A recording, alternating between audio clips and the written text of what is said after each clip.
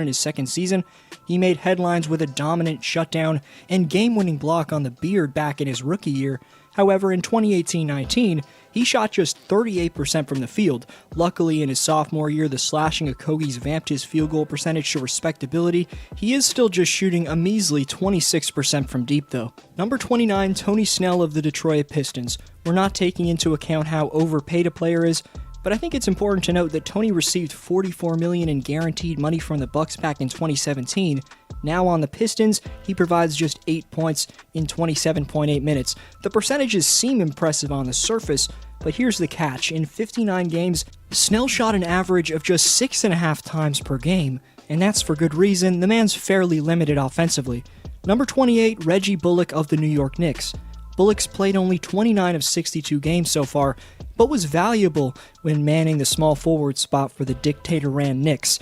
According to ESPN, the source for every real plus-minus ranking you'll see today, Reggie was right in between some reputable three men in that telling advanced stat.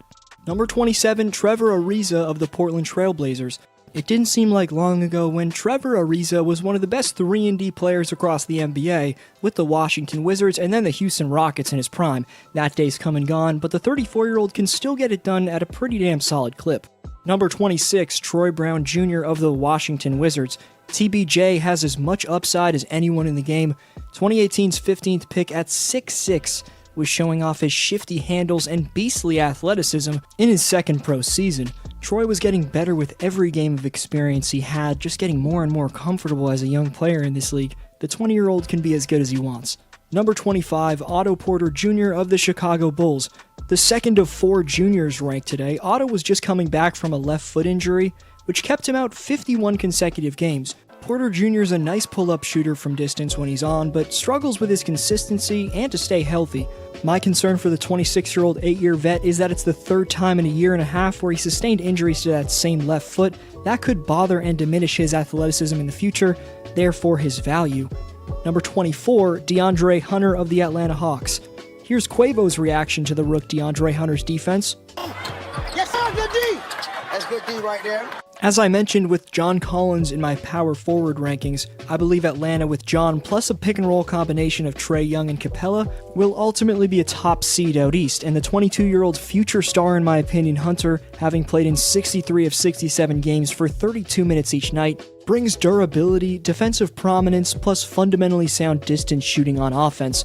So DeAndre Hunter is another reason I'm intrigued about the Hawks' future. Number 23, Cedi Osman of the Cleveland Cavaliers. In his third season from Turkey, the rising Cedi Osman's got a seriously polished and dangerous creating ability off the bounce, and he's got some serious range from distance as he's shooting a career-high 38.3% from deep. Osman's still 25 years old. He had a ton of pressure replacing LeBron as the main three-man early on. That was an impossible shoe to fill, but he's flashed some nice scoring upside, and despite having a lack of athletic ability, he's an intelligently active defender. Number 22, Miles Bridges of the Charlotte Hornets. What a magnificent but overlooked step in the right direction it's been in 2019-20 for the explosive sophomore Miles. The MVP of the Rising Stars game has significantly vamped his scoring from his first year, and in North Carolina is growing into one of the more well-rounded young athletes in basketball. Number 21, Eric Gordon of the Houston Rockets. Off year shooting the ball in 2019-20 to say the least for Flash Gordon. I'm not just going to forget how EG showed up efficiently in last year's playoffs though. In those playoffs, he put up 18 per game, a field goal percentage and three-point percentage of 45 and 40, plus a block per night in 11 games. For that reason, he ranks over some impressive potential stars in a few years in Bridges and Hunter, but the 37% shooting doesn't do Eric any favors. Number 20, Harrison Barnes of the Sacramento Kings. Maybe not the perimeter stopper or springy dunker he was in his younger days, Barnes is now a valued leader for his young Sacramento King teammates and still puts up an efficient 15 points. Number 19, Kelly Oubre Jr. of the Phoenix Suns. You could be surprised someone who's had so many posters and such a breakout offensive season as he did this year ranks just 19th. Well, I've been shocked and damn impressed with how Kelly's offense has come to life in Phoenix. He's the 94th ranked player in defensive real plus minus at small forward. He's got to be more fundamentally sound defensively if he wants to rank higher at this position. Number 18, Will Barton of the Denver Nuggets. Paired with being a crafty playmaker, having pull-up ability and elusive springy finishing at the basket, Barton's also laterally quick guarding the perimeter. Will gives Denver a little bit of absolutely everything. He's not the lengthiest of defenders, but his energy gives him a steal per game. Number 17, OG Anunoby of the Toronto Raptors. All the talk at small forward for Toronto has been about Rondé Hollis-Jefferson, who's been exceptional and would probably rank around this area if he was the best at his position on his team. But Anunoby racks up 10 more minutes than him, has played 10 more games than Rondé, and at 22, OG's already one of the most feared wing stoppers across the entire NBA, while taking 3.5 threes per game on offense and draining a nice 38.1% of his shots from distance. And when this man has nights like the one you're seeing against the Nuggets on March 1st, when he had 32 points and 7 steals, he flashes elite two-way potential, but OG's got to be more consistent to rank higher. Number 16, Joe Harris of the Brooklyn Nets. Given where he's most dangerous from, for Harris to have maintained the percentages that he averages is pretty stunning. Baiting defenders with his elite three-point stroke, Joe's ability to attack the rim off the bounce has drastically improved this year. Other than Spencer Dinwiddie, he's been the main reason Brooklyn's been in the 7th seed. Following up a league-leading three-point percentage tally in 2018-19 was going to be tough, but if you're a GM in the modern NBA in need of an elite shooter to elusively use pin downs to perfection, deep-range dagger artist Joe Harris could be the top option of any player behind the arc league-wide. Number 15, Tim Hardaway Jr. of the Dallas Mavericks. Shot-creating artist and a tough guy to handle when he's attacking the rim, Tim's shown off his nasty deep-range both catch-and-shoot and pull-up ability all season. On the best team he's ever been with, Hardaway Jr.'s averaged career highs in field goal and three-point percentage, coming through in big-time fashion in the Big D. Number 14, Royce O'Neal of the Utah Jazz. While casuals are going to forget about his value because he only dropped 6 points in 29 minutes, O'Neal's a top 3 to 5 defender mentioned in this video, as his quickness, awareness, and physicality place Royce third in defensive real plus-minus at small forward, right behind Kawhi and LeBron. He picks his spots fluently on offense, but for the 29 minutes he's out there for, you can bet this man's giving Utah relentless activity, helping to legitimize the 4th-seeded Jazz defense. Number 13, Aaron Gordon of the Orlando Magic. He's had to move to the power forward with Isaac's injury, but a full-strength Magic squad features AG at the 3, and the rebounding and athletic prowess puts Aaron among some of the top two-way contributors at the 3 or 4. Along with the overwhelming board getting he brings to the table, I love the 4 assists he gives the Magic. But switch ends, and you'll see Gordon as an extremely sound defender, both on the perimeter and at the rim, which is where he's most valuable in my opinion. Number 12, Andrew Wiggins of the Golden State Warriors. Simply because he didn't live up to number 1 pick expectations, I think Andrew Wiggins has become the most disrespected player in basketball. Being a number 1 or even number 2 option isn't for everyone. Andrew's had bad luck being forced into that position. Given the Splash Brothers are going to operate in those roles for the Dubs, Wiggins could make the Warriors a real problem again in the 2020-21 campaign. Andrews averaged over a steal and a block this year, and finally the right opportunities came about for him. He's valuable both with his lengthy athletic defense and versatile scoring. Number 11, TJ Warren of the Indiana Pacers. You're about to see who's number 1 in field goal percentage at small forward, but second is TJ Warren, who's leading a team in scoring that was competing for home court advantage in the first round. He's also a pesky big defender that put up over a steal per game, so an incredible pickup last offseason from Larry Bird. Number 10, Brandon Clark of the Memphis Grizzlies. Meet the most valuable player you've probably never heard of, and the overlooked rookie in Memphis behind a lot of their stunning 2020 success. The 21st pick in last year's draft, Brandon Clark's proving to be a complete steal for the Grizzlies, ranking 8th in real plus-minus at his position. As a rookie, Clark also led all small forwards in field goal percentage. His finishing off boards, post-ups, or pick-and-rolls led to a mesmerizing 62.5% clip. Also, Brandon shoots only about a 3 per game, yet makes an impressive 40% of those shots.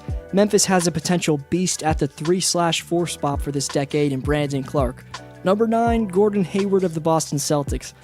2019-20 has been maybe the most dominant version of Gordon us fans have ever witnessed, quite possibly the best. You could give me an argument for why his play on the top-seeded Celts, after the tumultuous circumstances he dealt with in the 2 seasons prior, is the NBA's best storyline. Number 8, Shai Gilgeous-Alexander of the Oklahoma City Thunder. A two-way prodigy, Shea can get to his hot spots easily with saucy dribble combinations that freeze his opponents. From there, Shea's long 6'11 wingspan gets him whatever he desires at the rim. Mix in Gilgeous Alexander's crafty attacking of the paint with his respectable shooting ability, Shea nearly added 10 points to his total per game from his rookie to sophomore year, so the sky's the limit for him. Number 7, Tobias Harris of the Philadelphia 76ers. When the word underrated's mentioned, I think of Philly stretch 4 with Embiid or Horford sitting, but 3-man when those two start like they typically do. Tobias has the bulkiness, swift handle, and shooting prowess that relates him a little bit to Carmelo in his Knicks days. Not saying he's close to that type of star, but when he finds his rhythm, whether Tobias is posting up or lighting it up from the perimeter, he's a massive threat for opposing wings and bigs. Don't underestimate the defense as well. Number 6, DeMar DeRozan of the San Antonio Spurs.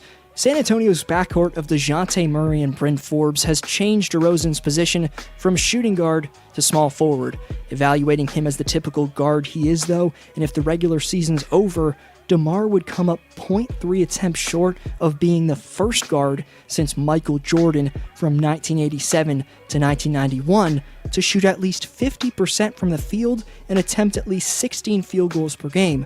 Some Hall of Fame-like numbers from Debo. Number 5, Brandon Ingram of the New Orleans Pelicans. Zion came back to steal any attention Brandon received for his breakout year. However, the former Lakers trade from the GM, while at first seemed like a misfortune, now just seems like a blessing, as a change of scenery plus another year of development has granted the now proven to be utter phenom of a wing creator B.I. an opportunity he's fully capitalized on. The man just made his first All-Star team. Number 4, Jimmy Butler of the Miami Heat. Speaking of changing teams, here's Butler revealing what made him leave the 76ers. At what point did you realize that? At what point did... And that fucking meeting in the office, and I told you that. I told you that. So Brett brings me, you, Joe and Ben. This is pre-Tobias trade. Yeah. And we're all sitting in there, and nothing got accomplished at all. So I was like, and I told you this as we walked out. JJ, why would I ever go back in there again? Nothing's getting accomplished. Nobody's saying nothing to anybody. And we just sitting in here watching film, and you can literally hear the thing just clicking. We all just looking around. Some fine storytelling from Jimmy, I must say, but with more vocal, tougher players on his new Heat team, from Goran Dragic to a veteran like rookie and Kendrick Nunn, to the breakout Bam Adebayo or wing sniper Duncan Robinson, Jimmy seemed to have made more than the right move in free agency. Number 3, Chris Middleton of the Milwaukee Bucks. Adetokounmpo's steadily elite second fiddle averaged nearly 25 after the All-Star break, and I just called Joe Harris best spot-up shooter in the game. But with the iconic Chef Curry, who's changed the game so drastically, injured, I'd argue Middleton could be the best of not just anyone at small forward creating off the bounce and letting it fly from three-point range, but at least this season, any player league-wide at doing that. Number 2, Kawhi Leonard of the LA Clippers. Based off Kawhi's continued mauling of the NBA after a postseason that'll live on for eternity, you could pitch me an argument for why the Claw's still number 1 in the world. If you're interpreting me ranking him as second because he's dropped off, that isn't the case. Fact is that the Charles Barkley dubbed cyborg Kawhi Leonard is a top 3 to 5 all-time great wing defender, and his utter shot-creating mastery is still at its 2019 playoff level. Even though he was hurting all playoffs long in 2019, he put the 6 on his back, and the load management he gets flack for this year is overblown, I think. He tortured his body in that postseason, many forget that. But what the all-time great never gets credited for, because he's thought of as a quiet guy, is his leadership by example, which makes W's for any team he plays for easy to come by. He's one of the greatest players of all time, and he's only 28 years old in the heart of his prime. Number 1, LeBron James of the LA Lakers. I'm sorry, Clippers/Kawhi fans, I promise this isn't me being a salty Toronto native over the fact that Kawhi left us. Are you sure about that? What I'm sure about is that King James has regained the throne in 2019-20. In his last matchup with Kawhi, the King not only scored on the best perimeter defender in basketball several times, but made him look silly. Bron's revamped defense with another superstar next to him has made him shockingly, at 35 years old, look like the best player in the world again. From the